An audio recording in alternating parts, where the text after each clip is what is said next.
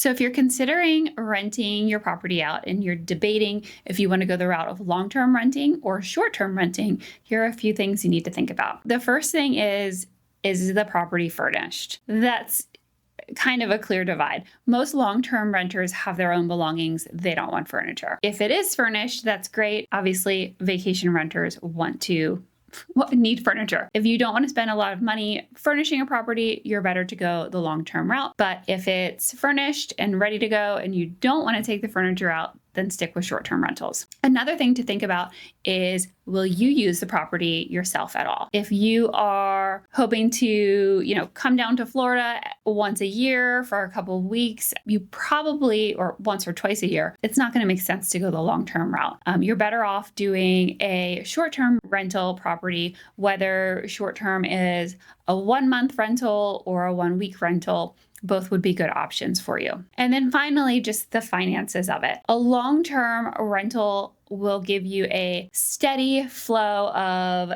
money. You know exactly what's coming in each month in rent, and for how long, versus a short-term rental is going to ebb and flow throughout weeks and months of the year. If you are someone who just needs to know every month you're going to have X dollars coming in, you probably want to look at the long-term rental option. If you're okay with some really awesome months, lots of money coming in, and can kind of tuck that money away, and save it for a slower month and then tap into it then you might be a good candidate to short-term rent. In terms of hiring a property manager for long-term versus short-term, you can get a property manager for either one. There is slight expense differences between long-term and short-term. Short-term tends to be a little bit more expensive, just because there's a lot more involvement in a short-term rental with changeover between guests, communication, etc. Versus long-term, hopefully you get a tenant in there and